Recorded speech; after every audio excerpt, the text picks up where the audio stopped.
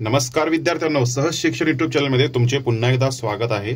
तर आपण फंक्शन्स हा चॅप्टर पाहत आहोत। फंक्शनच्या चॅप्टर मधील पहिल्या व्हिडिओमध्ये आपण कॉन्सेप्ट पाहिला, नंतरच्या व्हिडिओमध्ये आपण क्वेश्चन नंबर 1 to 7 पाहिले, त्यानंतरच्या व्हिडिओमध्ये क्वेश्चन नंबर 8 पाहिला। तर आज आपण क्वेश्चन नंबर 9 आणि त्यापुढील सर्व क्वेश्चन सॉल्व करणार आहोत। चला तर सुरुवात करूया व्हिडिओला। 9th क्वेश्चन आहे, express the area A of A square as a function of its side S and perimeter P. आता we know that solution काय असणार, we know that area A of a square हा जर square असेल, प्रत्येक side same असणार, yes yes yes yes या ठिकाणी सांगितले, तो काय असतोय, साइडचा स्क्वेअर असतोय। साइड इंटू साइड म्हणजे साइडचा स्क्वेअर। आता साइडला यांनी काय डिनोट केलं, यस म्हणून डिनोट केलेलं आहे। तर s square a is equal to s square, हे पहिलं इक्वेशन आलं, जे की आपल्या सब क्वेश्चन ए चा आन्सर आहे। ए चा आन्सर काय, therefore A is equal to s square. आता बी सब क्वेश्चन काय विचारतोय, पेरिमीटर पी याचा उपयोग करून तुम्हाला एरिया दर्शवायचा आहे। मग आता we know that perimeter p is equal to, आता पेरिमीटर म्हणजे काय, चारी बाजूंची बेरीज काय असते विद्यार्थ्यांनो, तर 4 इंटू साइड म्हणजे काय, 4s, p is equal to 4s, therefore s is equal to p bye 4। आता आपल्याला एरिया पेरिमीटरच्या संदर्भात विचारले, बघा आपल्याला काय माहित आहे विद्यार्थ्यांनो एरिया बद्दल, की area is equal to a is equal to s square असते।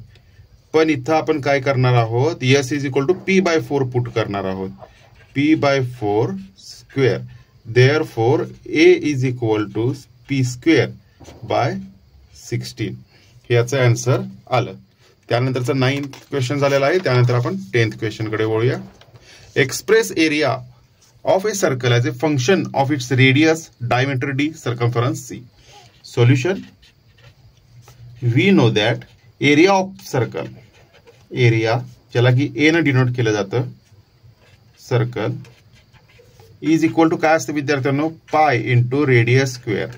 मग जे की सब क्वेश्चन ए मध्येच विचारलेलं आहे की area is equal to r च्या ठिकाणी आपण काय पुट करणार, पाय इंटू रेडियसला आर डिनोट केले, pi r square, a is equal to pi r square, हे सब क्वेश्चन ए चं आन्सर झालं। बी चं आन्सर काय असणार, we know diameter d is equal to, diameter एखाद्या सर्कलचं डायमीटर कसा असतो, हे आर झालं, डायमीटर म्हणजे पूर्ण r plus r 2r, d is equal to काय असतं 2r। पण आपल्याला एरिया कशाच्या टर्म मध्ये माहित आहे, आर च्या टर्म मध्ये माहित आहे, पण आपल्याला ते डायमीटरच्या टर्म मध्ये एक्सप्रेस करायचं आहे, therefore r is equal to d by 2, therefore area a is equal to pi r square is equal to pi into d by 2 bracket square, therefore a is equal to pi d square by 4, हे या ठिकाणी answer आलेला आहे। Sub question C, circumference of circle म्हणजे याचं पूर्ण circumference C किती असते विद्यार्थ्यांनो, त्याचा फॉर्म्युला आहे 2 पाय इंटू आर, हा त्याचा बाय डिफॉल्ट फॉर्म्युला आहे जो की तुम्हाला माहित असावा। Therefore r is equal to c upon 2 pi, जे की आपल्याला एरियाच्या फॉर्म्युलामध्ये पुन्हा पुट करायचं आहे।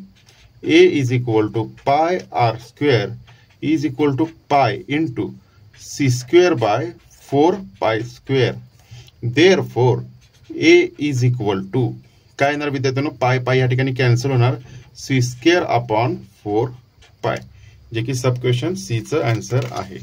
9th and 10th क्वेश्चन झालेला आहे। त्यानंतर पाहूया 11th question. An open box is made from a square of cardboard of 30 centimetre side, by cutting the squares of length x centimetre from each corner and folding the sides up, express the volume of the box as a function of x and also find its domain. चला तर तुम्हाला एक दाखवतो, या ठिकाणी हा square आहे। आता मी या ठिकाणी केले, ऑलरेडी हे कट केले, आपल्याला काय सांगितलंय, एक स्क्वेअर आहे जो की 30 सेंटीमीटरचा आहे, हे कट न करण्यापूर्वी कसं असणार, पूर्ण असणार. 30 सेंटीमीटरचा स्क्वेअर आहे. आता आपण काय करणार आहे, cutting the square of length 1 centimetre from each corner. प्रत्येक कॉर्नरला 30 सेंटीमीटरनं आपण कट करणार आहे. अशा पद्धतीने कट करणार आहे. हे कट केल्यानंतर त्याला फोल्ड करणार. असं हे फोल्ड केल्यावर काय झालंय, ओपन बॉक्स तयार झाला. क्लोज्ड बॉक्स असतं तर वर पण पॅक असतं, पण ओपन बॉक्स या ठिकाणी तयार झालाय. आणि आपल्याला काय विचारलंय की या ओपन बॉक्सचा व्हॉल्यूम किती असणार ते एक्सच्या टर्म मध्ये सांगा. एक्स म्हणजे काय आहे, या ठिकाणी कट केलेली साईड आहे. मग आपण कसं या ठिकाणी सांगू शकतो विद्यार्थ्यांनो, की आपल्याला आपण या ठिकाणी स्क्वेअर काढू. पुन्हा एकदा तुमच्या माहितीसाठी, एक्झाम मध्ये तुम्हाला स्क्वेअर काढावा लागेल. हे 30 सेंटीमीटर, हे 30 सेंटीमीटर आणि प्रत्येक कॉर्नरला आपण एक्स न कट करणार आहोत. आता आपल्याला काय माहित आहे, काय विचारलंय, व्हॉल्यूम विचारलाय. Here volume of open box काय असते विद्यार्थ्यांनो, length into breadth into height. हे ओपन बॉक्सचा व्हॉल्यूमचा फॉर्म्युला आहे. म्हणजे एक साइड दुसरी साइड गुणिले त्याची उंची. आता लेंथ, आता त्याची लेंथ किती आहे, ह्यो जो ओपन बॉक्स आपला झालेला आहे, हा ओपन बॉक्स आहे, ह्याची लेंथ किती आहे, म्हणजे इथून ते इथपर्यंत किती आहे, तर टोटल 30 सेंटीमीटर होती. पण दोन्ही बाजूनी 1 सेंटीमीटर इकडून 1 सेंटीमीटर इकडून कट केल्यामुळे ते आत गेलेलं आहे, जे की हाईटला मिळालंय. मग ह्याची उंची किती राहिली, तर 30 सेंटीमीटर मायनस एक्स दोन्ही बाजूने वजा झालं. इकडचं पण वजा झालं, इकडचं पण वजा झालं आणि फायनल ह्यो आतला आपल्याला चौकोन मिळालेला आहे. मग हे किती असणार, 30 मायनस एक्स. आता ब्रेड पण तेवढीच असणार कारण की स्क्वेअर आहे. कसं असणार, 30 मायनस एक्स. आणि हाईट किती असणार, त्या ओपन बॉक्सची हाईट किती आहे, हे आपण जेवढं 1 सेंटीमीटर फोल्ड केले ते एक्स म्हणजेच त्याची काय असणार आहे, हाईट असणार आहे. हे एक्स म्हणजेच त्याची हाईट असणार आहे. तर x is equal to 30 minus x square into x. हे आपलं व्हॉल्यूमच्या टर्म मध्ये मिळालं. हे आपलं पहिलं आन्सर झालं. आता फाइंड इट्स डोमेन. आता हे काय, ह्याचं डोमेन फाइंड करायचं आहे. आता एक्सच्या कोणकोणत्या पॉसिबल व्हॅल्यूज घेऊ शकतं, तर बॉक्स तयार होण्यासाठी एक्स काय पाहिजे, मिनिमम 0 पेक्षा तरी मोठा पाहिजे, तरच हे कट करून फोल्ड होऊ शकतं. Therefore as x is side, therefore x should be greater than 0. हे पण 0 पाहिजे आणि व्हॉल्यूम तयार होण्यासाठी हे पण 0 पाहिजे. And also 30 minus x should be greater than 0. या ठिकाणी 30 मायनस एक्स येणार का, तर नाही, 30 मायनस 2x येणार. मग तुम्हाला ते मी जेव्हा हे दाखवलं स्क्वेअर त्यावेळी सांगितलं की ह्या बाजूने पण 2x वजा होणार, ह्या बाजूने पण 30 मायनस 2x वजा झालं. त्यामुळे या ठिकाणी 30 minus 2x greater than equal to 0. मग आता हे सॉल्व्ह करूया. 30 should be greater than equal to 2x, therefore x should be less than 15. म्हणजे दोन रेंज आपल्याला मिळाल्या डोमेनच्या, x should be greater than 0, less than 15. आणि तुम्ही हे बघून पण लक्षात घेऊ शकता कुठपर्यंत एक्स वाढू शकतं, हाफ ऑफ द स्क्वेअर पेक्षा पर्यंतच वाढू शकतं, 15 पर्यंत जाऊ शकत नाही. मग काय उरणारच नाहीये. त्यामुळे less than 15. Therefore domain is equal to 0 and 15. आता हे ओपन ब्रॅकेट आहे कारण की 0 अँड 15 इक्वल नाही आहेत, तर तिथपर्यंत नसणार आहे, त्याच्यापेक्षा लहान आणि त्याच्यापेक्षा मोठा असणार आहे. आता 12th क्वेश्चन पाहूया. या ठिकाणी function f is equal to, त्याच्यामध्ये ए इनपुट व्हॅल्यू काय असणार आहे, एक्स ए बी असणार आहे. ते वाय फंक्शन मध्ये काय असणार आहे, ए प्लस बी असणार आहे. आणि a b belongs to what, Z. Here Z is integer. Z म्हणजे काय असतं, इंटीजर. झेडच्या व्हॅल्यू काय असतात, 0 plus minus 1 plus minus 2 plus minus 3 अशा झेडच्या व्हॅल्यू आपण घेणार आहोत. Is a function from Z to Z justify. मग ह्यानी काय सांगितलंय तुम्हाला या ठिकाणी एरो डायग्रामनं पण कॉन्सेप्ट अंडरस्टँडिंग साठी सांगतो. हे काय आहे, हे ए बी आहे, या ठिकाणी ए प्लस बी आहे. हे x is equal to a b आणि एफ ऑफ एक्स म्हणजे f of a plus f of a b असणार, म्हणजेच काय हे वाय. तर ह्या ठिकाणी आपल्याला काय सांगितलंय, झेड जेव्हा इंटीजर असते तेव्हा हे फंक्शन आहे का नाही हे आपल्याला चेक करायचं आहे. लेट आपण काय करूया, व्हॅल्यूज घेऊन बघूया. या ठिकाणी 0 असणार, +1, +2, +3 and so on, -1, -2, -3 and so on. तसंच इथं पण हे दोन्ही पण काय आहेत, झेडच आहेत. झेडच तयार व्हायला पाहिजेत. 0, 1, 2, 3, -1, -2, -3, झेड टू झेड आहे आपल्याला सांगितलेलं आहे. तर let a is equal to 1 घेऊया and b is equal to 1 घेऊया. रॅन्डमली व्हॅल्यू आपण घेतली, ए पण 1 असेल, बी पण 1 असेल, तेव्हा हे यातलंच कोणतीतरी एक व्हॅल्यू तयार होणार. काय होणार, देअरफॉर आपण काय म्हणूया, ए बी काय तयार होणार, 1 × 1 is equal to 1 and A plus B काय होणार, A plus B is equal to 1 + 1 is equal to 2. ह्याला इक्वेशन 1 म्हणूया. आता दुसरी एक व्हॅल्यू घेऊन बघूया ए ची आणि बी ची. ए इज इक्वल टू, आता 1 घेऊन बघितलं, -1 घेऊन बघूया. झेडच्या रेंज मधली -1 घेऊन बघूया. मग या ठिकाणी हे 1 या ठिकाणी आहे मॅपिंग झालेलं. ए इज इक्वल टू आता काय करूया, -1 घेऊया. बी पण आपण -1 घेऊया. आता देअरफॉर ए बी काय येणार, पुन्हा 1 येणार. -1 × -1 +1 अँड ए प्लस बी काय येणार, -1 + -1 म्हणजेच काय येणार, -2. तर आपल्याला बेसिक फंक्शनची डेफिनेशन माहित आहे. फंक्शनची डेफिनेशन काय म्हणते की each element of set, first set should have mapping with some element in set B. आणि ए ची युनिकच इमेज तयार व्हायला पाहिजे. सेट पहिल्या सेट मधली जो एलिमेंट आहे त्याची युनिकच इमेज निर्माण व्हायला पाहिजे. पण या ठिकाणी काय होतंय, हे 1 आहे, 1 जे आहे त्याच्या 2 इमेज निर्माण व्हायला लागल्यात. ह्याच्यामध्ये समजा ह्यो 1 आहे, याच्या 2 इमेज निर्माण व्हायला लागल्यात, एक 2 आणि एक -2. देअरफॉर आपण काय म्हणू शकतोय, for a b is equal to 1 there are 2 नाही images, 2 and -2. Therefore, this is not function. आपण काय केलं, इंटिजरच्या रेंज मधल्या व्हॅल्यू ए आणि बी साठी अज्युम केल्या आणि त्याच्यापासून ते फंक्शन आहे का नाही ते चेक केलं. तर आपल्याला असं आढळलं की एकाच इनपुट व्हॅल्यूसाठी आपल्याला 2 आउटपुट मिळत आहे, म्हणजे ते फंक्शन नाहीये. नेक्स्ट क्वेश्चन पाहूया, 13 क्वेश्चन, जे की इंजेक्टिव्हिटी आणि सर्जेक्टिव्हिटी याच्याशी संबंधित आहे. आता इंजेक्टिव्हिटी म्हणजे काय, इंजेक्टिव्हिटी म्हणजे इन टू फंक्शन आणि सर्जेक्टिव्हिटी म्हणजे काय, ऑन टू फंक्शन. तुम्हाला कॉन्सेप्टच्या व्हिडिओमध्ये खूप चांगल्या पद्धतीने मी हे समजून सांगितलेलं आहे की 1 to 1 फंक्शन असणार तेव्हा काय असणार, एक एलिमेंट एकालाच मॅप असणार, एक एलिमेंट एकालाच मॅप असणार. आणि जेव्हा ऑन टू फंक्शन असतं तेव्हा काय असतं की त्याचा जो सेकंड सेट आहे त्याच्यातला कोणताही एलिमेंट एम्प्टी नसतो. Second set no empty element म्हणजे असं मोकळा एलिमेंट नसतो, तेव्हा ते ऑन टू फंक्शन असतं. या ठिकाणी सर्व एलिमेंटला प्री इमेज आहे म्हणून ते ऑन टू फंक्शन आहे. तर हेच या ठिकाणी आपल्याला मॅथमॅटिकल टर्म मध्ये शिकायचं आहे, बघायचं आहे. पहिलं सब क्वेश्चन आहे, F is a function from n to n. n म्हणजे काय, नॅचरल नंबर. नॅचरल नंबर म्हणजे काय लक्षात आलं, 1 पासून चालू होते, 1 2 3 4 जे की नैसर्गिक आहे, जे काउंटला आपण वापरतो, and so on. Is given by f of x is equal to x².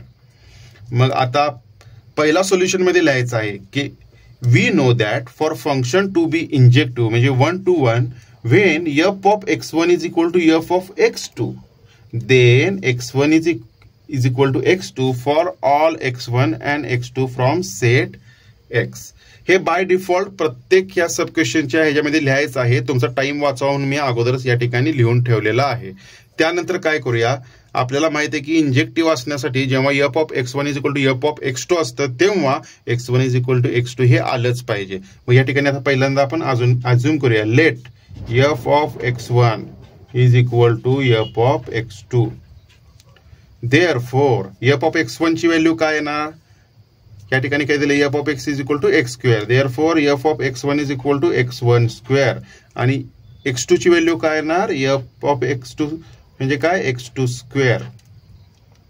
आता x2 ह्या बाजूला घेऊया, therefore x1 square minus x2 square is equal to 0.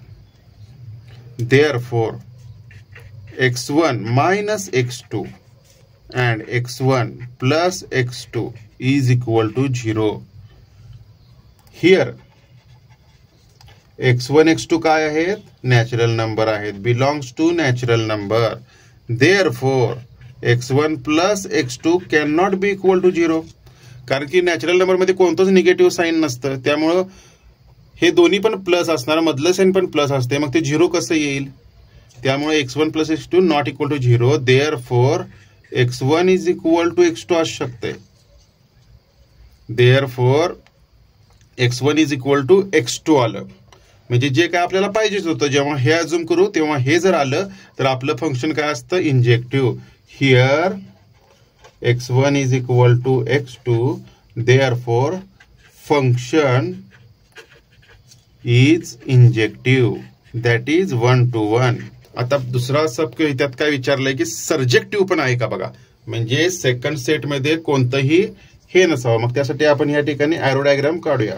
आता पूर्ण सेट नॅचरल नंबरचा यात बसणार आहे का? नाही. तर एक ठराविक एलिमेंट आपण अझ्युम करूया. 1 2 3 4 5 6 7 8. 1 2 3 4 5 6 7 8.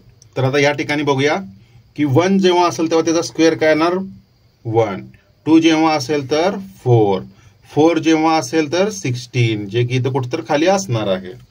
तर अशा पद्धतीने जेव्हा पाहू तेव्हा आपल्याला काय लक्षात आलं की 2 ला 3 ला कोणत्याही प्री इमेजेस नाही आहेत, कोणत्याही प्री इमेजेस नाही आहेत. 5 चं पण कोणतंही प्री इमेज नाहीये, कारण की प्री इमेज त्याची काय असणार? एक्स स्क्वेअरची प्री इमेज काय असणार? एक्स असणार. मग जेव्हा 2 असेल तेव्हा इकडे स्क्वेअर रूट 2 आहे का? नाहीये, कारण की स्क्वेअर रूट 2 हा नॅचरल नंबर नाहीये. देअरफॉर आपण काय म्हणू शकतो? हिअर फॉर 2 and 3 एक्सेट्रा पुढे लिहूया, does not have pre images. पहिल्या व्हिडिओमध्ये सांगितलं याला प्री इमेजेस म्हणतात आणि ह्याला इमेजेस म्हणतात. याला याच्या इमेजेस म्हणतात आणि याला याच्या प्री इमेजेस म्हणतात.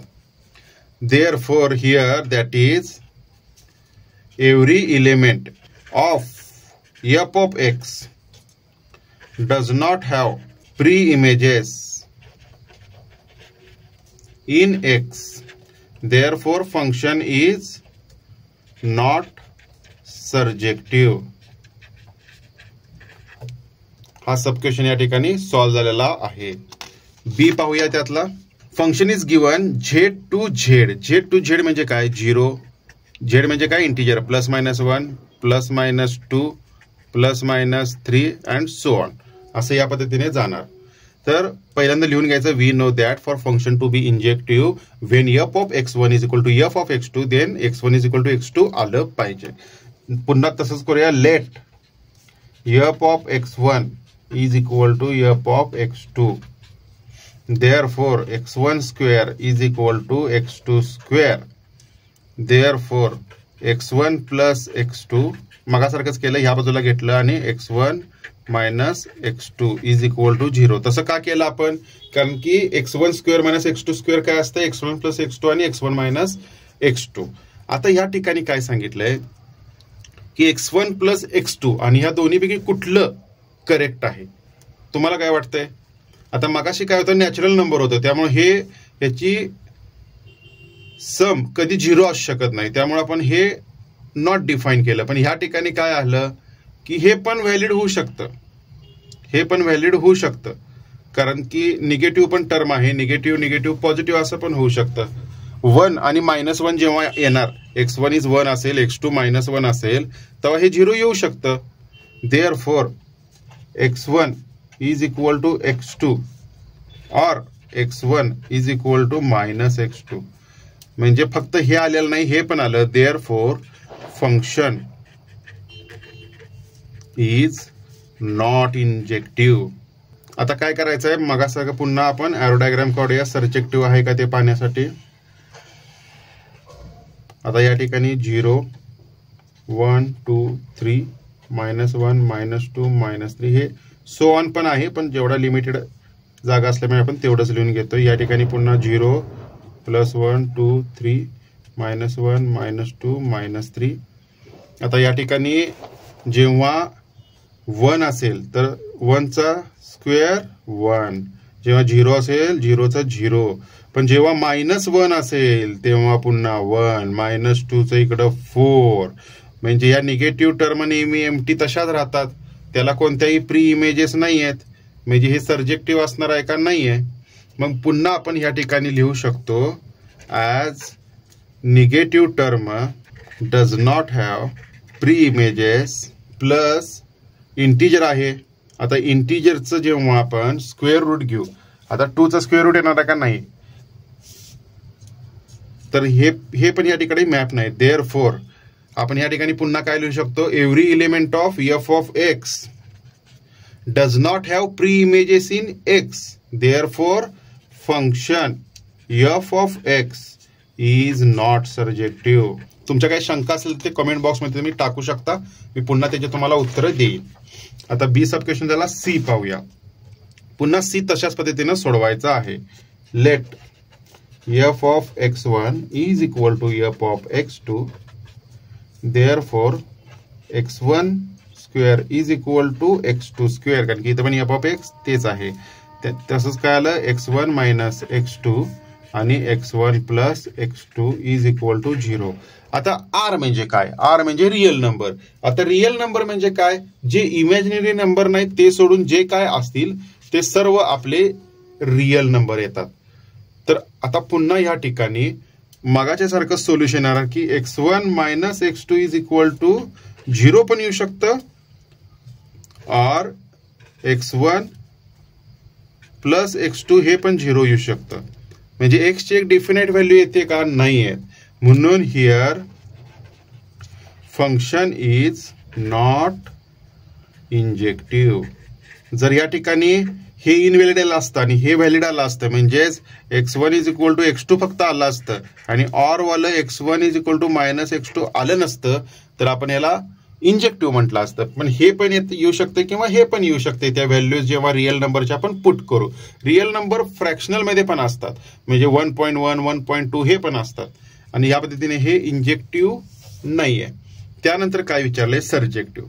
तर सर्जेक्टिव्ह या ठिकाणी असणार का, कारण की तुम्ही बघा, आता तुम्ही जर ह्या ठिकाणी काढलं तर ह्या ठिकाणी तुम्ही सगळं लिहू शकता का, सगळं तुम्ही लिहिलं 1.1 हे सगळं येणार. पण तुम्ही जर एखादं उदाहरण घेतलं तर ह्या ठिकाणी ते येणार आहे का, तर नाही येणार.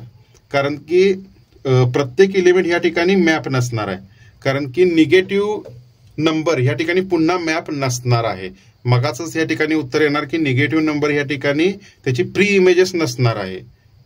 आलं का लक्षात. या ठिकाणी जेव्हा निगेटिव्ह नंबर असणार 1 असेल किंवा 1.1 असेल, त्याचं स्क्वेअर रूट जेव्हा घेतलं जातं निगेटिव्ह, तेव्हा इमॅजिनरी नंबर येणार. पण आपल्याला काय सांगितलंय, हे पण रिअल आहे आणि हे पण रिअल आहे, त्यामुळे ह्या ठिकाणी एम्प्टी एलिमेंट राहतात, त्याची प्री इमेजेस नसणार निगेटिव्ह नंबरची. Therefore this function is not surjective. आता या ठिकाणी दोन्ही पण नॉट आलेला आहे.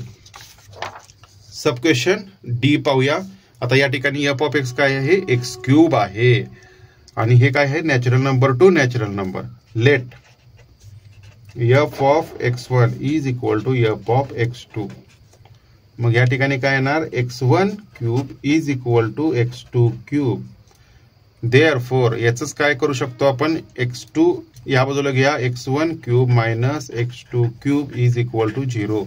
आता हे टर्म मध्ये जर एक्सपांड केलं तर x1 मायनस x2 आणि सेकंड ब्रॅकेट काय येतो, x1 square plus x1 x2 plus x2 square is equal to 0. कारण की आपल्याला फॉर्म्युला माहित आहे, आपल्याला फॉर्म्युला काय माहित आहे, a minus b bracket a cube minus b cube जर असेल तर आपण हे कशा पद्धतीने लिहू शकतो, तर a minus b into a square plus a b plus b square याच्यामध्ये आपण लिहू शकतो. आता इथं जर आपण ऑब्झर्व केलं तर आपल्याला काय सांगितलंय, x1 x2 काय हे नॅचरल नंबर आहे. आता एखादा नॅचरल नंबर काय असतो, 1 2 3 4 सगळे पॉझिटिव्ह असतात. आता ही पूर्ण टर्म पॉझिटिव्ह आहे, सर्व प्लस साईन आहेत, ह्या टर्म पण पॉझिटिव्ह आहे, मग ही इज इक्वल टू 0 असू शकतं का, तर नसतं. Therefore here x1 square plus x1 x2 plus x2 square can not be equal to 0. Therefore x1 minus x2 is equal to 0. Therefore x1 is equal to x2. म्हणजे f of x1 is equal to f of x2 अजून केल्यानंतर या ठिकाणी आपल्याला x1 is equal to x2 आलं. Since या ठिकाणी लिहायचं x1 x2 belongs to natural number. Therefore function is injective. आता पुन्हा आपण जर या ठिकाणी ही डायग्राम काढली 1 2 3 4 5 1 2 3 4 5 and so on. 1 चा क्यूब 1, 2 चा क्यूब या ठिकाणी 8 ला येणार. तर आपल्याला ऑब्झर्व काय होतं 2 चा क्यूब रूट येतो का या ठिकाणी. आता 2 चा जेव्हा क्यूब रूट घेऊ तेव्हा या ठिकाणी प्री इमेज त्याची आहे का तर नाहीये. त्यामुळं as all element from f of x does not have pre-images in x, therefore function is not surjective. म्हणजे सर्वांच्या प्री इमेजेस नाही त्यामुळे हे काय फंक्शन सर्जेक्टिव्ह नाहीये. आता सब क्वेश्चन ई सॉल्व करूया. आता या ठिकाणी काय दिलंय f is from real to real and given by f of x is equal to x cube. पुन्हा लिहून घ्यायचं we know that function to be injective म्हणजेच काय 1 to 1 असायला f of x1 is equal to f of x2 then x1 is equal to x2 for all x1 x2 from set A. चला तर पुन्हा लिहूया let f of x1 is equal to f of x2. मग असं लिहिल्यानंतर आपण मगाशी कसं केलं तर therefore x1 cube is equal to x2 cube. मागासारखं जर पुन्हा x2 ह्या बाजूला जर घेतलं तर x1 cube minus x2 cube is equal to 0. ह्याचं आपण पुन्हा एक्सपान्शन करणार x1 minus x2 second bracket येणार x1 square plus x1 x2 plus x2 square is equal to 0. तर आता या ठिकाणी r म्हणजे काय आहे रिअल नंबर. रिअल नंबर म्हणजे काय all positive negative number but not imaginary number. हा मग आता तुम्ही सांगा ही टर्म मध्ये सर्व पॉझिटिव्ह आहे. पहिली गोष्ट सर्व पॉझिटिव्ह आहे आणि कोणत्याही दोन संख्या जेव्हा घेऊ तेव्हा दोन्ही संख्येचा स्क्वेअर पण आहे आणि त्याचं मल्टिप्लिकेशन पण आहे. पण जेव्हा समजा इथं 1 घेऊ आपण 1 आणि दुसरी संख्या घेऊ -1 1 आणि हे दोन्हीचं मल्टिप्लिकेशन होणार 1 आणि -1 आणि या ठिकाणी पुन्हा 1. आता या ठिकाणी काय आलं +1 आणि अशा पद्धतीने कुठलीही संख्या मायनसवाली प्लसवाली जरी घेतली तर ही is equal to greater than 0 येणार. ही टर्म जी आहे ही ग्रेटर दॅन 0 येणार. Here x1 square plus x1 x2 plus x2 square is greater than 0 for all x1 x2 belongs to real number. Therefore x1 minus x2 आता ही term 0 नाही म्हणजे ही term 0 असणार कारण की multiplication 0 आहे is equal to 0. Therefore x1 is equal to x2 therefore function is injective. आता हे सर्जेक्टिव्ह आहे का बघायचं आहे. आता आपल्याला माहित आहे ॲज x काय आहे या ठिकाणी रिअल आहे म्हणजे पॉइंट मध्ये पण सर्व येणार आणि f ऑफ x पण काय आहे रिअल आहे. मग प्रत्येक f ऑफ x चं क्यूब रूट जेव्हा आपण घेणार कारण की x काय आहे x चं क्यूब घेतल्यावर काय येतं f ऑफ x येते. हा काय आणि जेव्हा ह्याचं क्यूब रूट आपण घेणार f ऑफ x चं क्यूब रूट घेणार तेव्हा आपल्याला कोणतं ना कोणतं x भेटणारच आहे कारण की x आहेच या ठिकाणी प्लस मायनस पॉइंट मध्ये सर्व. देअरफॉर फंक्शन इज ॲज इथे लिहूया पुन्हा तुम्ही as since x belongs to real number function is surjective. स्क्वेअरच्या वेळी तसं काही येत नव्हतं कारण की under root of minus something is equal to imaginary number आणि इमॅजिनरी नंबर व्हॅलिड नव्हता फक्त रिअल नंबर होता. पण क्यूब रूटला तसं इमॅजिनरी नंबर येत नाही क्यूब रूट घेतल्यानंतर. हे झाला सब क्वेश्चन ई. त्यानंतर 14th क्वेश्चन पाहूया. इफ या ठिकाणी लिहा solution. If f is a function from A to B and g of A म्हणजे जी हे फंक्शन आहे ते बी टू सी ला जातं आणि हे दोन्ही पण 1 to 1 आहे, then g of f is also 1 to 1. तर या ठिकाणी पहिला आपण डायग्राम काढूया जेणेकरून तुम्हाला कळायला सोपं जाईल. या ठिकाणी काय सांगितलंय, हे एक्स आहे, हे एफ ऑफ एक्स म्हणजेच काय आहे, y is equal to f of x आहे. आणि पुन्हा हे फंक्शन इथं हे काय होणार, हे समजा एफ आलं तर इथं जे आहे, पुन्हा जी ऑफ वाय काय येणार, इथं समजा झेड आलं. अशा पद्धतीने आहे. इथून इथं जेव्हा जाणार तेव्हा फंक्शन एफ ऑफ समथिंग आहे, इथं जी ऑफ समथिंग आहे, बरोबर. आणि हे इथून ते इथपर्यंत समजा ए टू बी काय आहे 1 to 1 आहे आणि बी टू सी पण 1 to 1 आहे आणि विचारलंय काय ए टू सी 1 to 1 असणार का, तर ते आपण या ठिकाणी पाहूया आहे का आणि ते प्रूव्ह करून दाखवूया. मग इथं काय दिलंय, here f is a function from A to B is 1 to 1. आता आपल्याला 1 to 1 म्हणजे मगाशी आपल्याला पाहिलेलं आहे, जेव्हा f of x1 is equal to f of x2 असतं, then x1 is equal to x2 असतं. हे आपल्याला त्याची प्रॉपर्टी माहित आहे. जेव्हा 1 to 1 फंक्शन असतं तेव्हा हेला आपण काय म्हणू, 1 म्हणू. आणि पुन्हा लिहू आपण, here g is a function from b to c is 1 to 1. पुन्हा या ठिकाणी दिलेलं आहे आपल्याला 1 to 1 म्हणजेच काय, जी ऑफ आपल्याला इथं g of f of x असते, पण g of y y1 is equal to g of y2 जेव्हा असते, then y1 is equal to y2 असते. कारण की आपल्याला आपण ह्याला y असं नॉमेनक्लेचर केलेलं आहे. इथपर्यंत कळालं विद्यार्थ्यांनो. 1 and 2 आपण दिले इक्वेशन नंबर.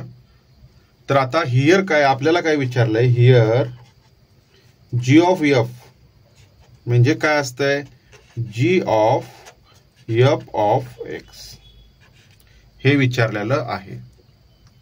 तर लेट आपण काय करूया, पुन्हा हे फंक्शन टाकल्यानंतर x1 is equal to x2 येते का ते पाहूया. मग आपल्याला माहित आहे g of f of x1 is equal to g of f of x2 असं लेट केलं आपण. आता आपल्याला काय माहित आहे, एफ ऑफ x1 म्हणजे काय असणार, एफ ऑफ x1 म्हणजे काय असणार, y1 असणार. G of y1 is equal to g of y2. आता जी ऑफ y1 म्हणजे काय आहे, g of y1 is equal to g of y2 जेव्हा असतं तेव्हा काय असतं, फ्रॉम इक्वेशन 2 काय असतं, y1 is equal to y2 असतं. y1 is equal to y2 from 2. आता y1 आणि y2 म्हणजे काय आहे, y1 म्हणजे काय, एफ ऑफ x1 आहे आणि y2 म्हणजे काय आहे, हे एफ ऑफ x2 आहे. आता f of x1 is equal to f of x2 असतं तेव्हा इक्वेशन 1 काय म्हणतं की x1 is equal to x2 असतं. Therefore x1 is equal to x2 from equation 1. आता या ठिकाणी आपल्याला जे पाहिजे ते झालं. Therefore g of f is 1 to 1 function proved असं तुम्ही लिहू शकता. एकदम सोपं आहे. पुन्हा बघणार असेल तर बघून घ्या, पॉज करून बघा किंवा तुम्ही व्हिडिओ रिपीटही पाहू शकता. क्वेश्चन नंबर 15 सॉल्व्ह करूया. तशाच पद्धतीने क्वेश्चन नंबर 15 आहे. Show that f of A to B and g of B to C are onto टू. आता हे दोन्ही फंक्शन आपल्याला काय दिले, ऑन टू. पुन्हा या ठिकाणी आपण ही डायग्राम काढूया. X y is equal to f of x and z is equal to f of y असे हे 3 सेट आहेत.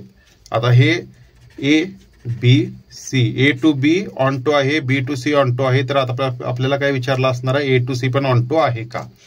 तर पुन्हा या ठिकाणी आपल्याला काय सांगितले ते लिहून घ्या. हिअर सोल्युशन लिहा. F A to B is on to function. On to function म्हणजे काय, ऑन टू फंक्शन म्हणजे काय, जो सेकंड सेट असणार त्यात एम्प्टी एलिमेंट कोणता नसणार, की ज्याचं मॅपिंग झालेलं नाही एच्या ह्याच्याबरोबर, म्हणजे त्याची प्री इमेज कोणती ना कोणती तरी असणार. त्याचाच काय अर्थ काय, समजा हे एक्स असेल, याच्यामध्ये काय असणार, एक्सचे सर्व एलिमेंट असणार, याच्यात वायचे सर्व एलिमेंट असणार. मग या ठिकाणी काय लिहू शकतो, f of function A to B onto to फंक्शन आहे ते म्हणजे काय, there exist x belongs to X. ह्यो सेट जो एक्स आहे त्याच्यातील प्रत्येक element for every y belongs to Y. आता मी ह्याला काय दिलं, ए बी सी लिहिलंय, ते मी या ठिकाणी एक्स लिहिलं, तुम्ही ए बी सी पण लिहू शकता कारण की आपल्याला ह्याच्यामध्ये दिलेलंच आहे. तर there exist x belongs to A for every y belongs to B, म्हणजे वायचा प्रत्येक एलिमेंट या ठिकाणी मॅप असणार असं हे मॅथमॅटिकल टर्म मध्ये लिहिलेलं आहे. याला आपण इक्वेशन नंबर 1 म्हणू. आता पुन्हा काय सांगितलंय, जी सांगितलंय, g is a function from B to C is on to function. पुन्हा आपण काय लिहू शकतो, there exist y belongs to B for every z, म्हणजे ह्याच्यातील एलिमेंट बिलॉंग्स टू सी, म्हणजे ह्या झेड बद्दल ह्या ठिकाणी प्रत्येक ह्याला वाय हा आहेच. हे मॅथमॅटिकल टर्म मध्ये आपण लिहिलं जे की आपल्याला दिलेलं आहे. आता आपल्याला या ठिकाणी काय सांगितलंय, जी ऑफ एफ म्हणजेच काय असते, आपल्याला मगाशी पाहिलं जी ऑफ एफ ऑफ एक्स असतं. आता g of f of x म्हणजेच काय असतं, जी ऑफ वाय असतं. आता जी ऑफ वाय म्हणजेच काय आहे, तर झेड आहे, म्हणजे जी ऑफ एफ हे काय झालं, झेड झालं. फ्रॉम, आता ह्याला इक्वेशन 3 म्हणा. आता हे झेड आलं म्हणजे झेडचं प्रत्येक मॅपिंग हे एक्स बरोबर असणार कारण की आपण जी ऑफ एफ ऑफ एक्स काढतोय. From equation 1, 2 and 3 for x belongs to A for every z belongs to C. Therefore, g of f is onto function. Proved, हे पण प्रूव्ह झालेलं आहे. आपण प्रूव्ह कसं केलं बघा, ऑन टू फंक्शन प्रत्येकाचा ऑन टूचा अर्थ लिहिला, त्याचं मॅथमॅटिकल इक्वेशन लिहिलं आणि फ्रॉम इक्वेशन 1, 2, 3 आपण काय केलं, हे प्रूव्ह झालं असं सांगितलेलं आहे. चला पाहूया क्वेश्चन नंबर 16. जर व्हिडिओ आतापर्यंत तुम्हाला व्हिडिओ आवडला असेल तर नक्कीच लाईक करा आणि कमेंट बॉक्समध्ये तुमच्या काय कॉमेंट्स असतील ते टाकू शकता. हा क्वेश्चन एकदम सिंपल आहे, जे की आपण एक्सच्या ठिकाणी फक्त ही -3 व्हॅल्यू पुट करणार आहे, जे की आपण शिकलेलो आहे कॉन्सेप्टच्या व्हिडिओत. F of -3 is equal to 3. आता एक्सच्या ठिकाणी फक्त ही जी व्हॅल्यू आहे -3 पुट करायची आहे. 4 रेज टू -3 प्लस 1. तर या ठिकाणी 3 इंटू ब्रॅकेट काय येणार आहे, -3 प्लस 2 काय असते, 4 raise to -2 is equal to 3. हे -2 आहे ते खाली घेऊया, +2n होणार. त्यानंतर 3 divided by 16. Therefore f of -3 is equal to 3/16. या ठिकाणी हा व्हिडिओ संपलेला आहे. आवडला असेल तर नक्की लाईक करा. पाहत रहा सहज शिक्षण. थँक्यू.